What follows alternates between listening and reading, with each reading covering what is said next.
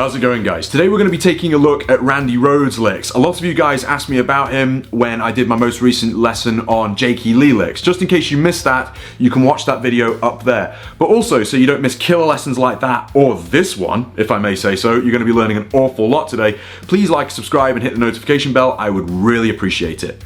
To follow along with this lesson, you need to be tuned down half a step, since I'm mainly going to be covering licks from the Diary of a Madman album. I've also brought out the ESP Edwards Les Paul Custom, because why the hell not? It looks the part. I didn't add the transfer, that was done by me dad, since the guitar doesn't belong to me, and also this guitar happened to have the pickup installed the wrong way around by ESP, so a lot of people thought we were trying to copy the Peter Green Les Paul, and we're not. Another disclaimer as well before this lesson begins, I don't have any tabs for these licks either, I'm afraid. I did all the hard work for you by figuring them out by ear, so I'm going to be showing you them up close and explaining them, and if you're still struggling, use the inlays on my guitar as a guide. This first lick is an iconic piece of tapping from the solo to Flying High Again, and it goes like so.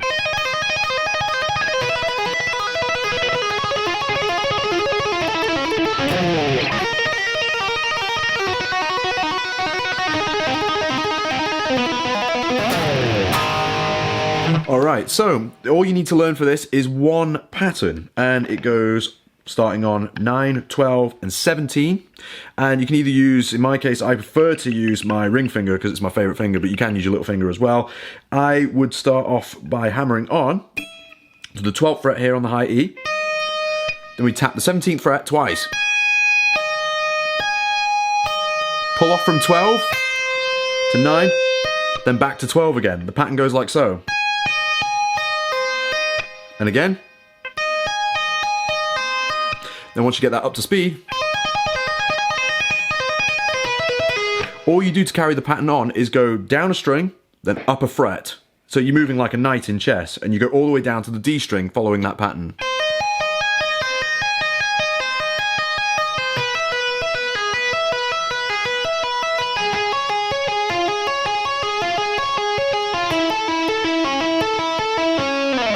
Okay, all you need to do to finish the solo is start the same pattern again, except your fret numbers on the high E string are 4, 7, and 12.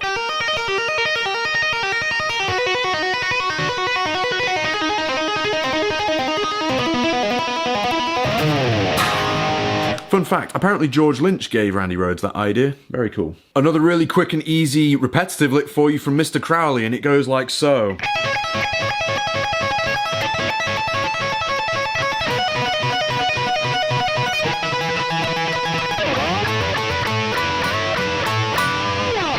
There's a little bit of harmony on the end. All you have to do to nail this pattern is I'm on the high E string, 17th fret, little finger, pick that note, then pull off to 13. Then I've got 15 there on the B. I'm picking, pulling off, pick, pick, pull off, pick.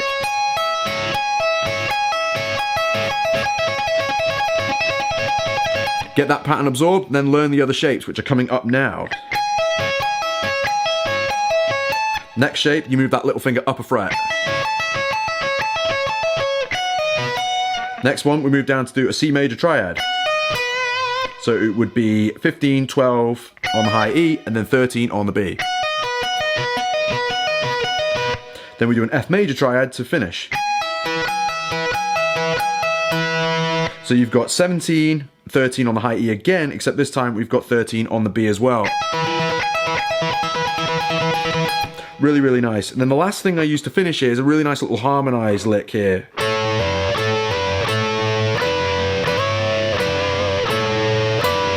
So what I'm doing there, G and B strings, 15th fret. Hammer on with my, in this case, the middle finger to the fret above on the B string, and the G string, 17th fret at the same time. Keep picking them both together. Go back to that harmony part, slide that up, go back to the barring there on the 15th fret, then back to the harmony.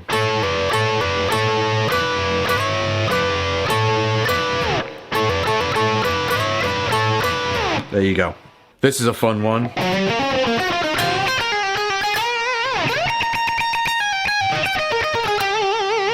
a Randy Rhoads deep cut. This is from the song Sato, and what I love about this, as you probably just noticed, it's a bit weird. We're starting off on the 10th fret of the A and sliding up to 11. Then we're playing 9 on the D string. Then you've got 12, 11, 9 on the D string, and then after the G string, you do the same thing.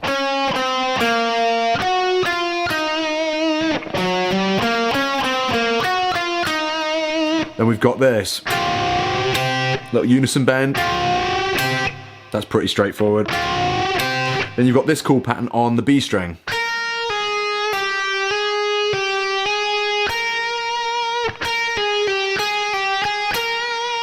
One beautiful thing about Randy Rhoads' technique, if you want to soak up some more of his style, is he's very, very good at dividing the labour between the fretting hand and the picking hand rather than feeling the need to pick everything, which makes playing really smooth and sound and feel a little bit more effortless.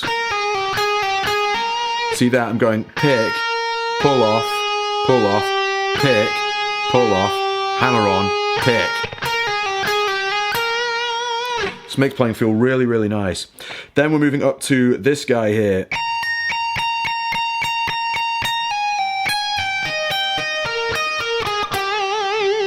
Treat this as an E major triad with an A in it, basically. And what we've got is you've got this little pedal on the 19th fret of the high E. You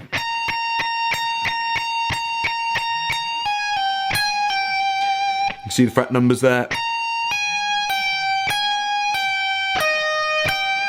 Those are the next two notes there. You go over to the 17th fret on the B and then over to 16 on the high E.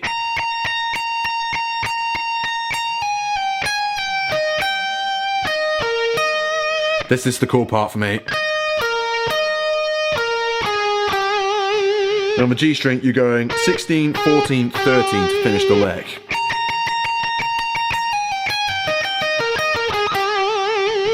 Have some fun with that one. Here's a Randy Rhoads finger tapping hack. You know this part in Crazy Train?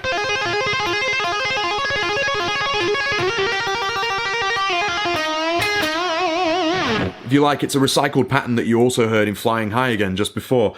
But I ended up hearing a live version of Crazy Train where instead of doing the double tap with that finger, he did this. He ended up throwing a double tap with the middle finger here on the 10th fret of the B string. Which sounds faster, the first version? Or this version?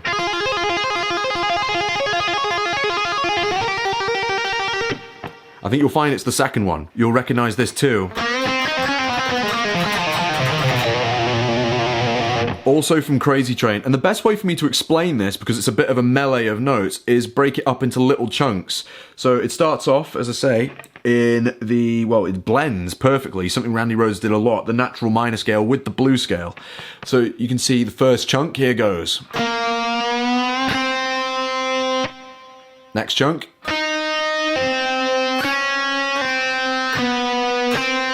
Next chunk. Next chunk. Next chunk. And there you have it there. I love that little Tony Iommi style trill there on the end. Just so you can see it all again a little bit quicker this time.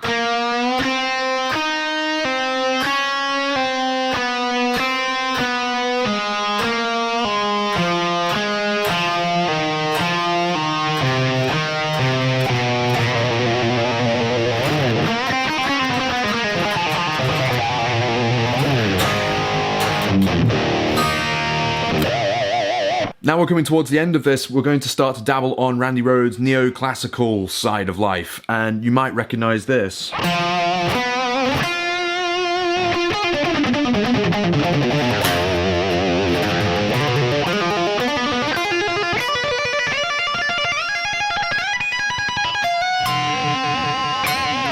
I actually taught this lick years ago, and the idea here is you're combining Randy's famous triplet pattern with the diminished scale, and the pattern goes...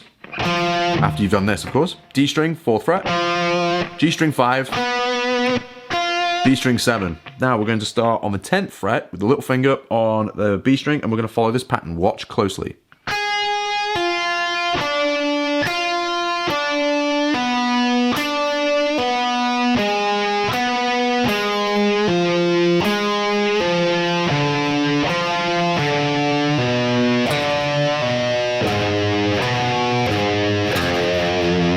Combine that with palm muting, it sounds pretty devastating.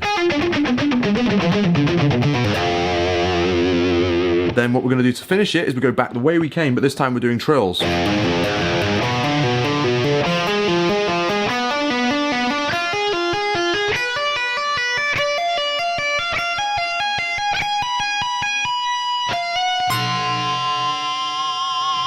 Fun times there. We've got some more neoclassical stuff on the way.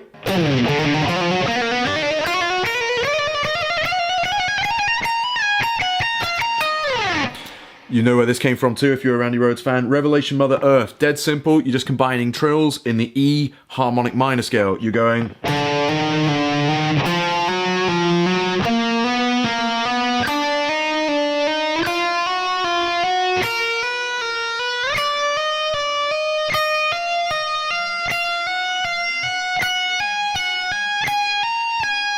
Then we got this.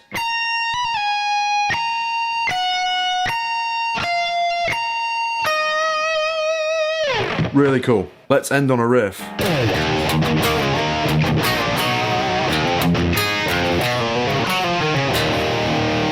Diary of a Madman, the little bridge section. And what you've got here is E power chords.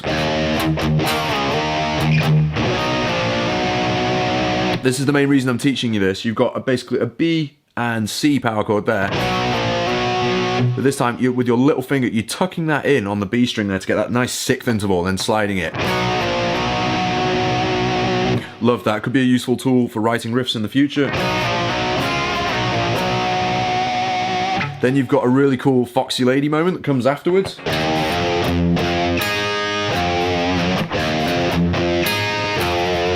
That's the B and high E string there, 5th fret. Then you've got this pattern. Really good for getting all digits involved.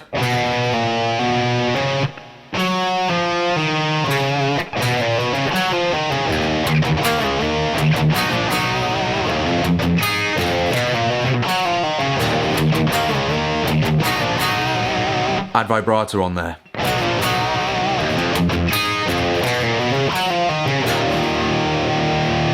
Thank you very much for watching this video, you guys. I hope you've liked what you've seen. Please make sure you like and subscribe if you enjoyed it, and I'll see you again in the next video. Bye bye.